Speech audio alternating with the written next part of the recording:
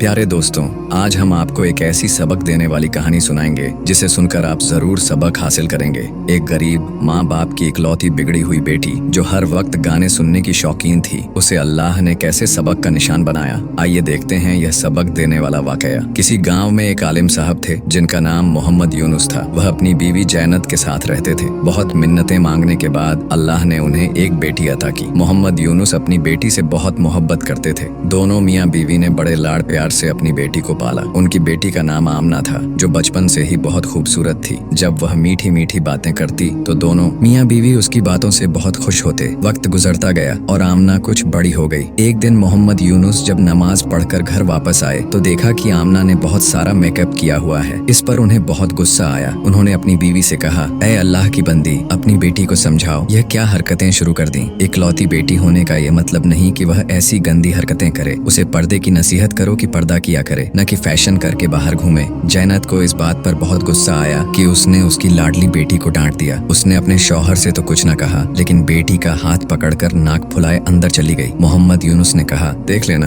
एक दिन तुम जरूर पछताओगी। अगले दिन मोहम्मद यूनुस काम के सिलसिले में सऊदी अरब चले गए। जाते वक्त वह अपनी बेटी का माथा चूम कर बोले, बेटी हमेशा खुश रहो, बस कुछ अरसे की बात है, फिर मैं वापस आ जाऊंगा। तुम माँ बेटी अपना ख्याल रखना। वक्त गुजरता गया। एक दिन जैनत घर का कुछ काम कर रही थी कि आमना उसके पास आई और बोली, अम्मा मुझे मोबाइल लेना है, कॉलेज में मेरी सहेलियां मोबाइल लाती हैं। जैनत ने कहा, इसी वजह से तेरे अब्बू ने मुझे डांटा था। लेकिन आमना को बहुत गुस्सा आया। उसने कहा, अम्मा मुझे कुछ नहीं पता, न मैं खाना खाऊंगी, न पानी पीऊंगी, न घर का काम करूंगी, न कॉलेज जाऊंगी। जब तक तुम मुझे मोबाइल नहीं दिलवाओगी मैं कुछ नहीं करूंगी। यह कहकर वह रोने लगी। जैनत को अपनी बेटी पर बहुत तरस आया क्योंकि उनकी कोई और औलाद न थी। वह उसके पास आई और बोली, बेटा अल्लाह का वास्ता खाना खा ले, तेरी तबीयत खराब हो जाएगी। चलो मैं तेरी जिद मान लेती हूँ, आज ही तेरा मोबाइल ले आएंगे। यह सुनते ही आमना के चेहरे पर मुस्कुराहट आ गई। दोनों माँ बेटी बाजार गईं और जैनत ने आमना को नया मोबाइल खरीद दिया। अब आमना बहुत खुश थी क्योंकि उसकी बड़ी ख्वाहिश पूरी हो गई थी जो उसके बाप के होते हुए नामुमकिन थी। लेकिन जब घर आकर उसने मोबाइल डिब्बे से निकाला तो जैनत खुशी से उसके पास बैठकर बोली, बेटा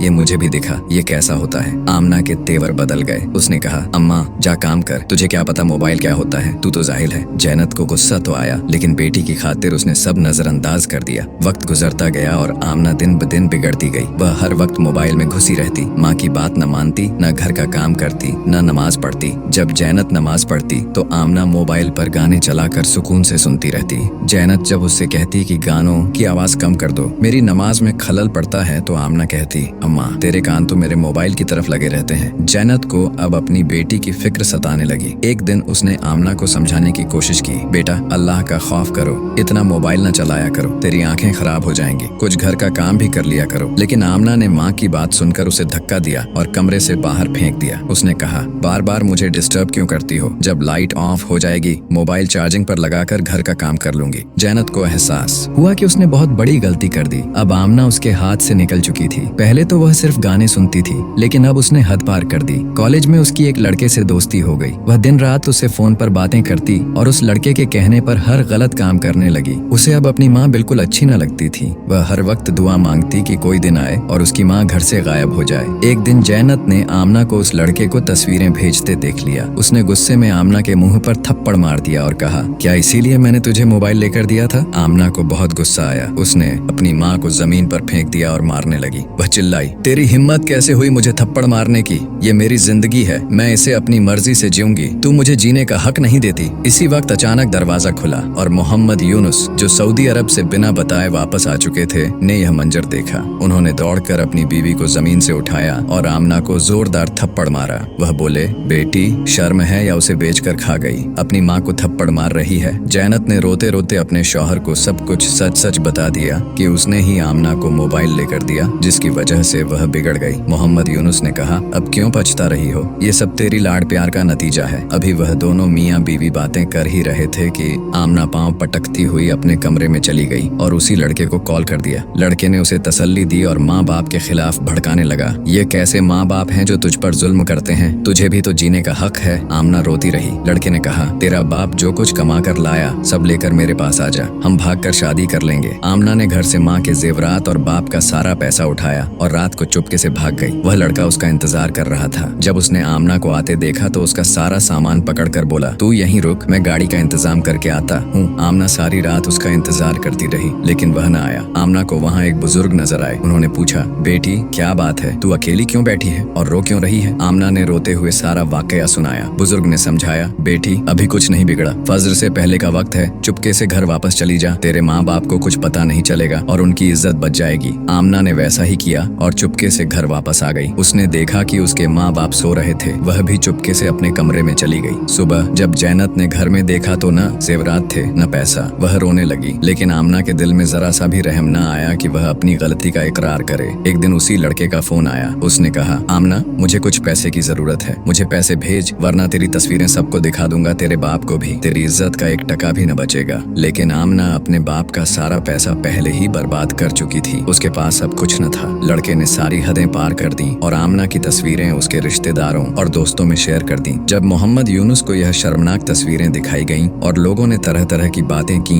तो वह यह सब बर्दाश्त न कर सके और सदमे से वहीं दम तोड़ गए। लेकिन आमना को पता नहीं किस मिट्टी की बनी थी, वह अपनी हरकतों से बाज न आई। अब वह क्लब जाने लगी। उसकी बेवा माँ उसे समझाती, लेकिन वह बिल्कुल बिगड़ चुकी थी। अब वह रात को देर से घर आने लगी क्योंकि उसके सिर से बाप का साया उठ चुका था। उसे घर की कोई फिक्र न थी कि उसकी माँ कैसे गुजर बसर कर रही है। आमना ने कॉलेज तक तालीम हासिल की, लेकिन उसे जारी न रख सकी। उसे कुछ रहम आया और माँ का हाथ बटाने के लिए नौकरी करने लगी। जयंत इस बात पर खुश थी कि बेटी घर के खर्चे के लिए पैसे कमा रही है, लेकिन उसे फिक्र थी कि 19 साल की लड़की रात तक बाहर रहती थी। उसका मोबाइल बंद होता और वह बहाना करती कि काम की ज्यादा वजह से फोन बंद कर देती है। जैनत को उसके झूठ पर शक हुआ। उसने अपनी बेटी पर नजर रखने के लिए घर के बाहर सीसीटीवी कैमरा लगवा दिया और रोज सुबह वीडियो चेक करती कि आमना रात को कब घर आई। आमना इससे बहुत परेशान और गुस्से में थी। उसने माँ से झगड़ा किया, तू अपनी बेटी पर शक करती है, ये अच्छा नहीं। लेकिन जैनत ने कैमरा लगाए रखा और रोज चेक करती रही। एक दिन आमना अचानक गायब हो गई। जैनत को इसी बात का डर था और वही हुआ। वह कई दिन तक उसका इंतजार करती रही, लेकिन आमना न आई। जैनत की हालत खराब होने लगी। उसने बदनामी के डर से किसी से कुछ न कहा। एक दिन वह दरवाजे पर बेटी की राह देखते देखते अचानक बेहोश होकर गिर पड़ी। मोहल्ले वालों ने उसे अस्पताल पहुंचाया, लेकिन आमना न अस्पताल आई न घर में थी। मोहल्ले वालों ने मामला गंभीर जानकर पुलिस को खबर की। पुलिस ने घर की तलाशी ली और दरवाजे पर लगा कैमरा और उसकी रिकॉर्डिंग देखी, लेकिन कुछ पता न चला। जब पुलिस जंगल की तरफ गई तो आमना को चीरी में बेहोश पड़ी मिली। उसे अस्पताल ले जाया गया, लेकिन वह चंद लम्हों में तड़प तड़प कर दुनिया से चली गई। डॉक्टर ने बताया कि 3 दिन से जंगली जानवर उसके जिस्म को नोच रहे थे, जिससे उसकी हालत मौत से बदतर हो गई थी। जैनत अभी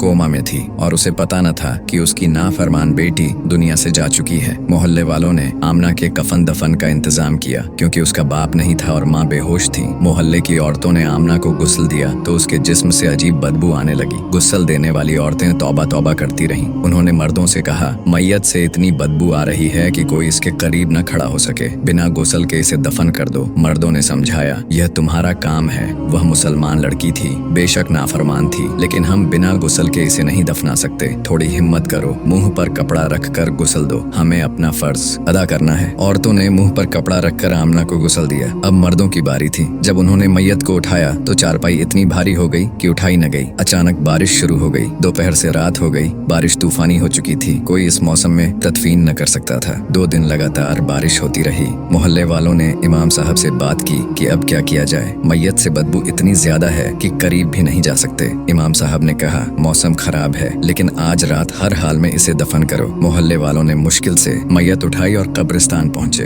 बारिश जोरों पर थी और आमना की कब्र पानी से भर चुकी थी। उन्होंने दूसरी जगह खोदना शुरू किया, लेकिन वह भी पानी से भर गई। आधी रात तक वह इसी कशमकश में रहे कि आज हर हाल में मैयत दफनानी है, वरना बीमारियां फैलने का खतरा था। अचानक एक शख्स आया और बोला, एक बात कहूँ, बुरा न मानना, मैंने सपना देखा है कि आमना को उसके मोबाइल और साउंड सिस्टम के साथ दफन कर रहे हैं, तब उसे कब्र में जगह मिल रही है। सब परेशान हो गए कि यह कैसे मुमकिन है, लेकिन उस शख्स ने कहा कि उसे सच्चे सपने आते हैं। वह अल्लाह का नेक बंदा था। लोगों ने सोचा कि उसकी बात पर अमल करके देखते हैं। उन्होंने आमना का मोबाइल और साउंड सिस्टम घर से लाकर मैयत पर रख दिया। फिर एक और जगह कब्र खोदी गई। बारिश थम चुकी थी और मुश्किल से आमना को जगह मिल गई। कब्र में उसका मोबाइल और साउंड सिस्टम भी रखा गया। सबको अजीब लग रहा था, लेकिन सबको लगा कि यह उसकी सबक का वक्त है। जिन चीजों से उसने मोहब्बत की और वालिदैन की नाफरमानी की, उसे उन्हीं चीजों चीजों के साथ दफन किया जाए ताकि उसे एहसास हो कि उसने दुनिया में क्या कमाया। अचानक एक शख्स की चीख बुलंद हुई। उसने कहा, देखो, इस लड़की की जीभ बाहर आ गई और इसके कानों से कीड़े निकलने लगे। यह मंजर इतना खौफनाक था कि सब चीखने चिल्लाने लगे। उन्होंने कहा, इस पर मिट्टी डालने से पहले ही इस पर अजाब नाजिल हो चुका है। जल्दी मिट्टी डालो और यहाँ से भाग चलो। मोहल्ले वालों ने कब्र पर मिट्टी डाली और वहाँ से भाग निकले। औरतें तौबा इस्तिगफार पढ़ने लगी। जब इमाम साहब से इसका जिक्र किया गया तो उन्होंने आमना की मगफिरत के लिए कुरान ख्वानी रखवाई। 3 दिन तक सबने उसकी मगफिरत के लिए दुआ की। इतने में जैनत को होश आया। उसे सारी हकीकत बताई गई। वह रोने लगी। सबने उससे कहा, अपनी बेटी को माफ कर दो ताकि अल्लाह भी उसे माफ कर दे, वह बहुत अजाब में है। जैनत ने अल्लाह के हुजूर सजदे किए और अपनी बेटी की मगफिरत मांगी। उसने कहा, ऐ अल्लाह, वह मेरी नाफरमान बेटी थी, तू उसकी मगफिरत फरमा, क्योंकि मुझ में ही कमी थी, मेरी तरबियत में कमी रही। उसकी यह जिंदगी मेरे लाड प्यार का नतीजा थी। जब जैनत ने उसे माफ कर दिया तो इमाम साहब ने कहा, तुम लोग आमना की कब्र खोदो और मोबाइल और साउंड सिस्टम निकाल दो। ये सही तरीका नहीं था, तुम्हें मुझसे पहले पूछ लेना चाहिए था। मोहल्ले वालों ने कब्रिस्तान जाकर खुदाई शुरू की।